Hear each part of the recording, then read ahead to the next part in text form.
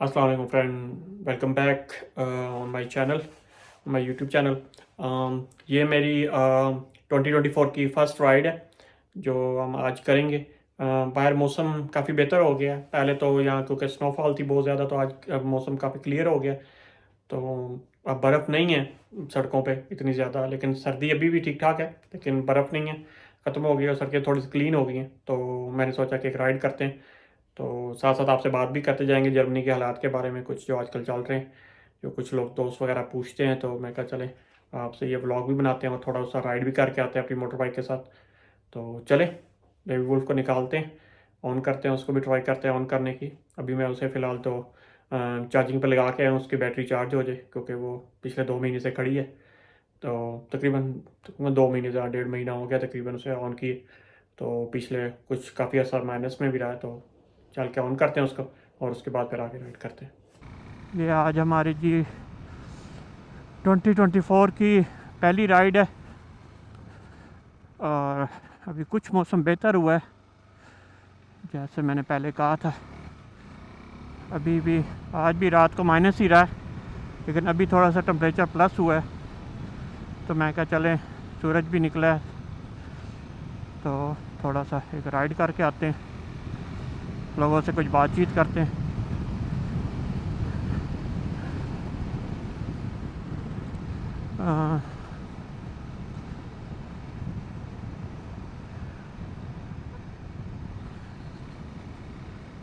تھوڑا سا موسم بہتری کی طرف جا رہا ہے.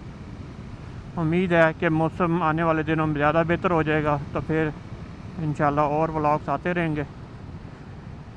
لیکن ابھی فی الحال تو ٹھنڈک جو ہے اپنی عروج پہ ہے.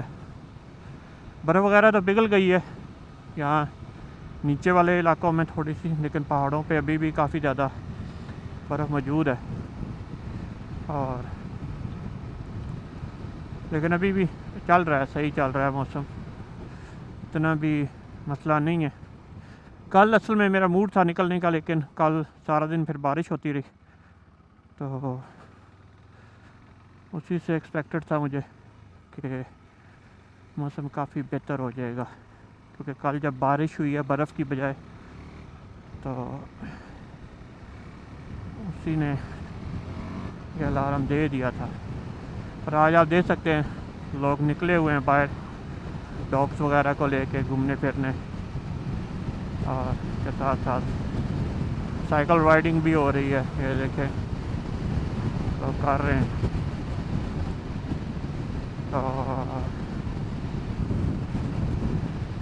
ابھی بھی ہوا میں کافی زیادہ ٹھنڈک ہے، لیکن یہ ہے کہ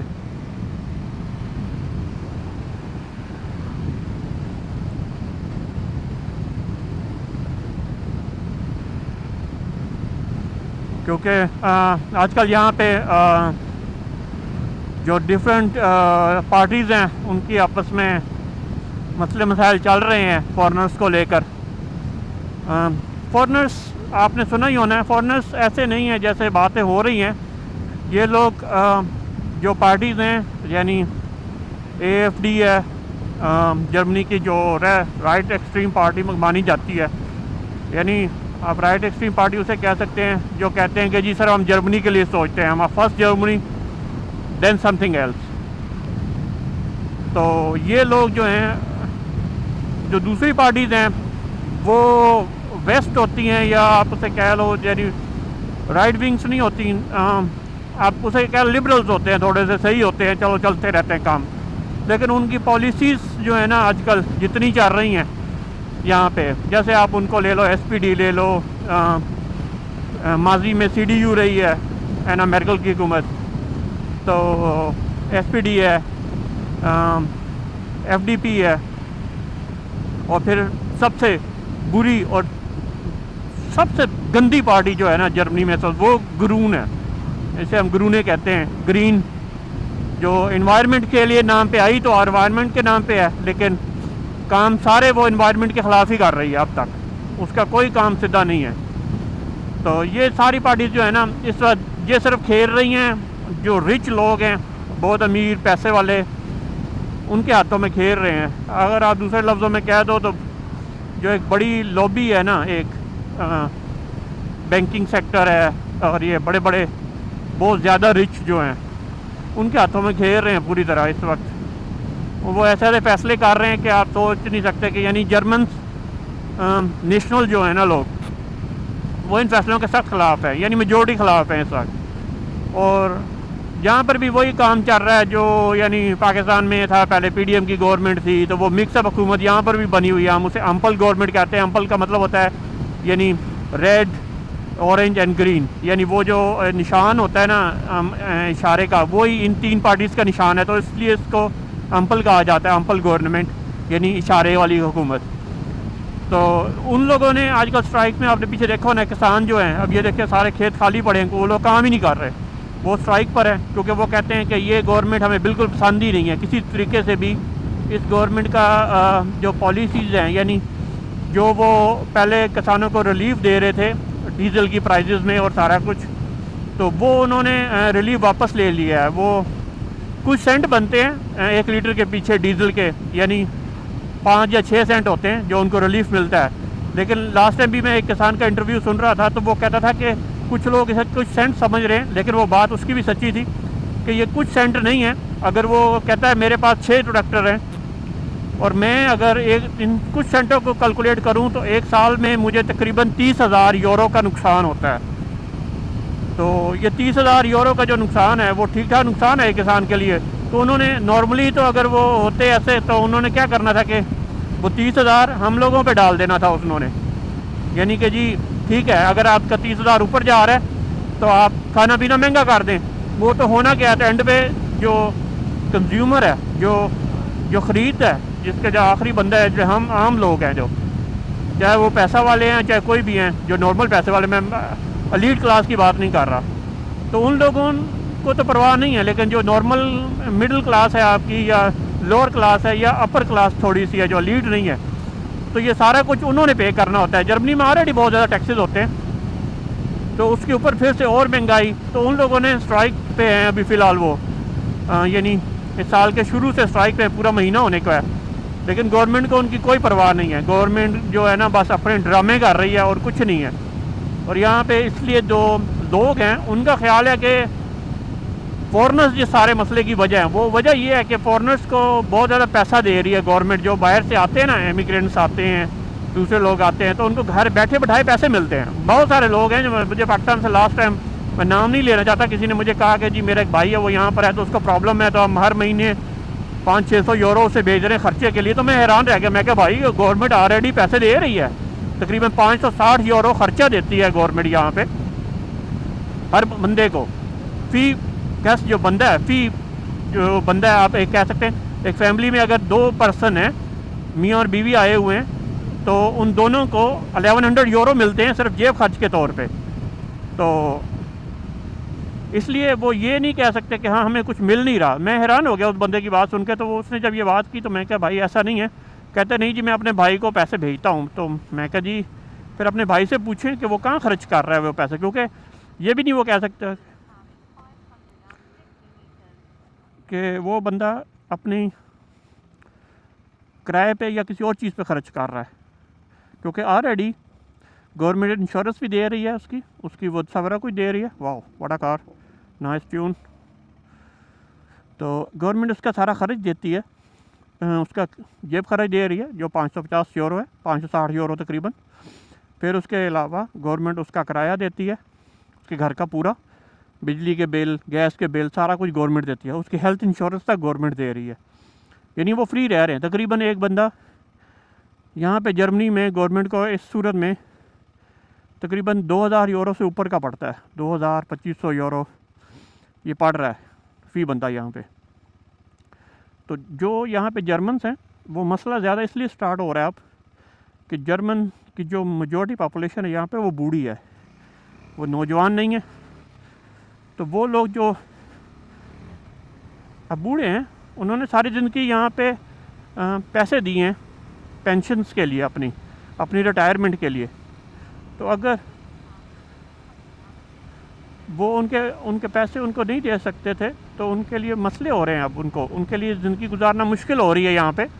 تو یہاں پہ جو جرمنس ہیں وہ اس چیز کو ان پہ غصہ آ رہا ہے اس چیز پہ کہ گورنمنٹ ان لوگوں کو سپورٹ کیوں نہیں کر رہی جنہوں نے جرمنی کو بنایا ہے. یعنی دوسری جنگ عظیم کے بعد جو ملک ختم ہو گیا تھا، تو اب جو بوڑھے ہیں، اب جو پینشن پہ آئے ہیں، 70 سال کے ہو رہے ہیں یا پھر 80 سال کے ہو گئے ہیں، تو وہ لوگوں کو ضرورت ہے اب ہیلپ کی. تو آپ ان کو ہیلپ کیوں نہیں کرتے rather than آپ کسی فارنر کو ہیلپ کریں. ایک یہ بات ہے. دوسری بات یہ ہے کہ یہاں پہ بہت زیادہ کرائمس وغیرہ کی شرح بہت زیادہ ہو گئی ہے. یعنی جرمنی سیف سٹی ہوتے تھے یہاں پہ، اب آپ چلے جاؤ تو یہاں پہ ڈرگس اور لڑائیاں، گینگس ہر جگہ موجود ہیں، اور ان کے پیچھے نام کسی کا اور کا نہیں آتا، سارے فارنرس ہی ہوتے ہیں میجورٹی طور پہ. اور بات تو بری ہے لیکن سچ ہے کہ ہمارے لوگ ہی ایسے ہیں. جو میں نے خود پرسنلی لوگوں کو جانتا ہوں یہاں پر، کہ جو جب تک ویزا نہیں ملتا کام کرتے ہیں، صحیح کام کر رہے ہوتے ہیں، لیکن بس ویزا ملنے کی دیر ہے، لیگل پیپر ہونے کی دیر ہے. جو امیگرینٹس میں بتا رہا ہوں، وہ گھر بیٹھ جاتے ہیں آرام سے کہ ہمیں پیسے دے گورنمنٹ، اب ہم سے کام نہیں ہوتا. حرام خور، یعنی کہ زکوٰۃ جیسے نہیں ہم کہہ سکتے کہ آپ کو کچھ صدقہ خیرات دے رہا ہے نا، زکوٰۃ دے رہا ہے، تو وہ کام شروع ہو جاتے ہیں یہاں پہ. کہ حد ہوتی ہے کہ انسان کی، کہ اللہ نے آپ کو 2 ہاتھ دیے ہیں، 2 پاؤں دیے ہیں، محنت کرو، حق حلال کا کر کے کھاؤ، لیکن نہیں.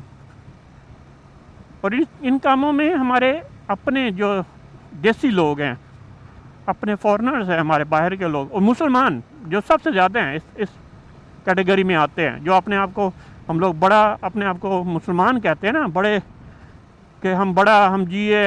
اسلام ہمیں یہ چیز نہیں سکھاتا، لیکن ان لوگوں نے یہاں پہ یہ حالت کر دی ہے کہ یورپ اس چیز سے تنگ آ رہا ہے. جتنا وہ اسلام کو پسند کرنے لگ گئے تھے، اتنا وہ ان چیزوں سے پیچھے ہٹ رہے ہیں کہ یہ کہتے کچھ ہے اور کرتے کچھ ہیں. تو وہ میں پہلے بات کر رہا تھا آپ لوگوں سے کہ جہاں پہ جو ہمارے اپنے ہوتے ہیں نا دیسی لوگ، وہ بہت مسئلے کریٹ کر دیتے ہیں کبھی کبھی. تو اس وجہ سے بہت سارے یہاں جو جرمنس ہیں ان کو پھر غصہ آتا ہے اس چیز پہ کہ جی کیسے ہے، یہ کیوں ہو رہا ہے.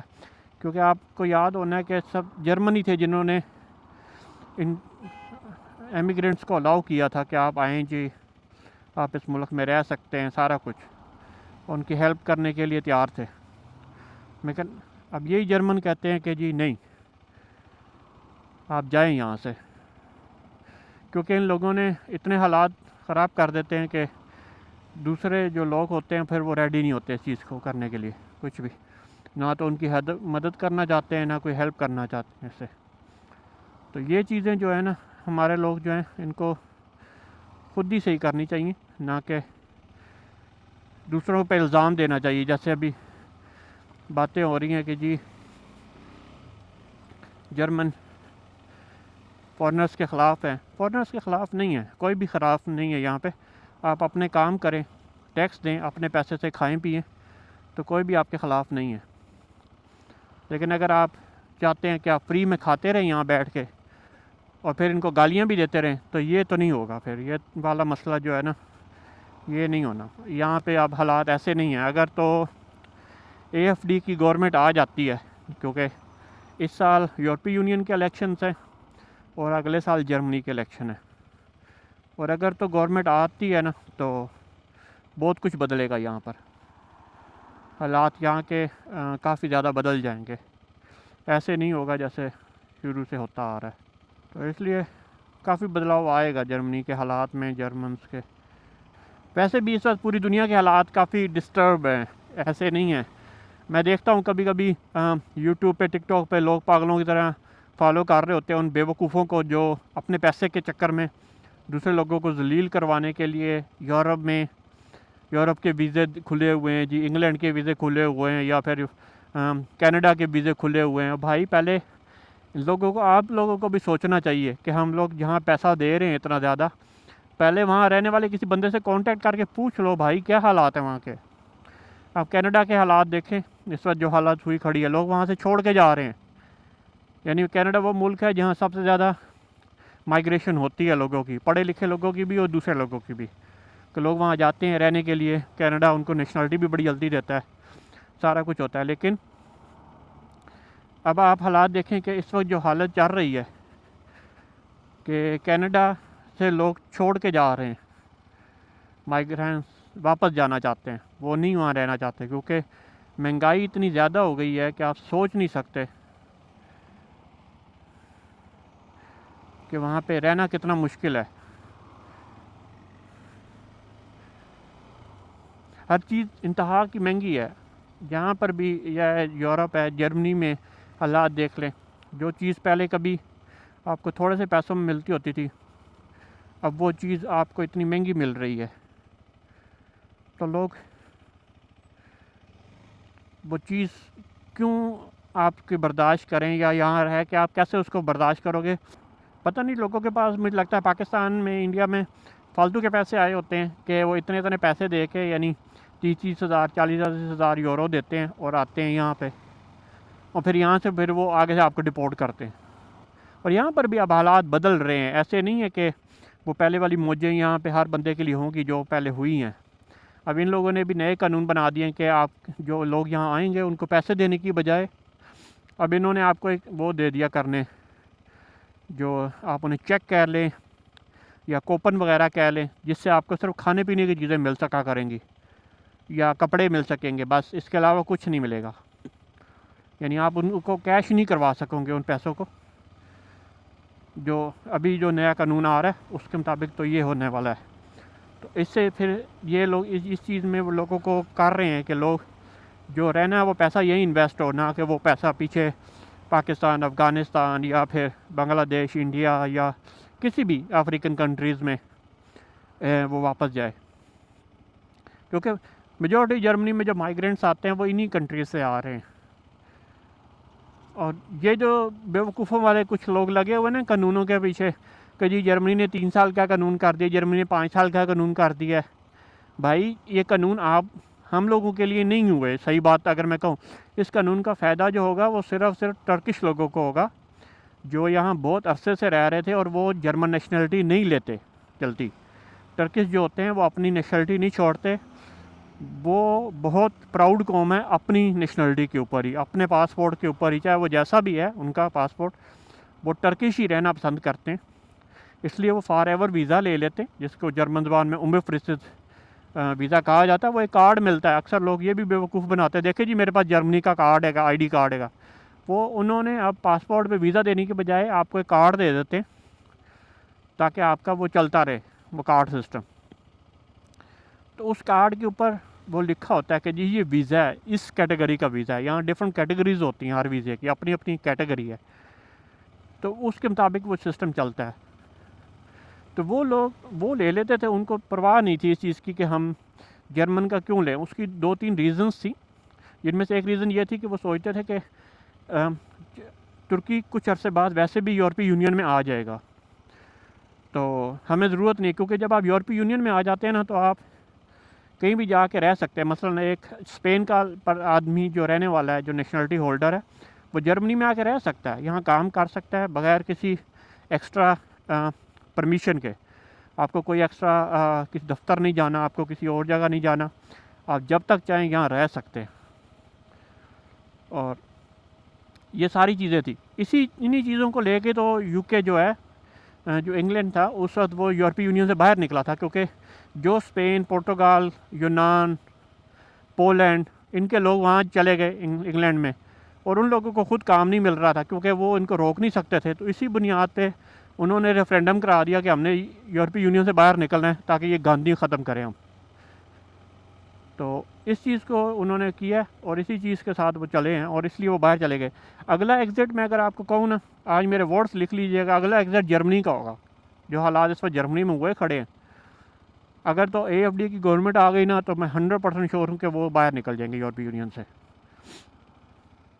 کیونکہ ان کے 2 ہی موٹو ہیں کہ جرمنی میں جو کوئی آ رہا ہے نا وہ رجسٹرڈ ہونا چاہیے، ان کو پتہ ہونا چاہیے کہ کون کیسے آتا ہے اور کہاں سے آ رہا ہے، یعنی کہ اوپن بارڈر وہ نہیں چاہتے وہ لوگ۔ اور یہ چیزیں جو ہیں اس وقت حالات بدل رہی ہیں، سارا کچھ دنیا کے حالات جو ہیں وہ اسی لحاظ سے بدلتے جا رہے ہیں کہ آپ کیسے اس سسٹم کو کور کرتے ہو، کہ آپ کیسے اس سسٹم کے ساتھ چلتے ہو، جو سسٹم دنیا میں اس وقت چل رہا ہے۔ جہاں آپ آؤ گے ان کی زبان پڑھو گے لکھو گے، آپ کو ان کی زبان سمجھ آئے گی تو آپ کو جاب ملے گی، تب کہیں جا کے آپ اس قابل ہوگے کہ ہاں کوئی جاب کر سکتے ہو۔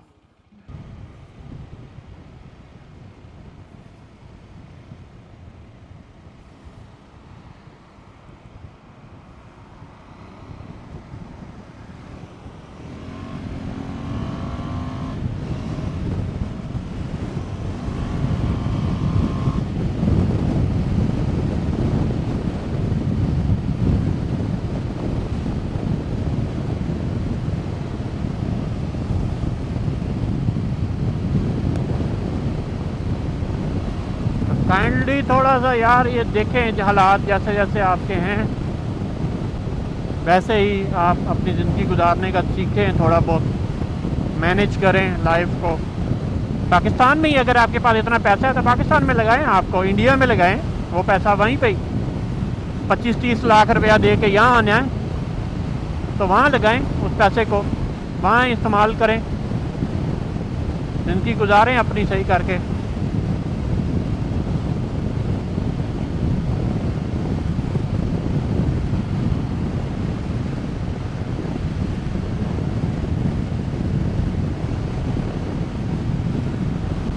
موسم کافی زیادہ بہتر ہو گیا ہے، اچھا ہو گیا موسم، دنیا بھی کافی زیادہ نکل آئی ہے باہر اور سارا کچھ چل رہا ہے۔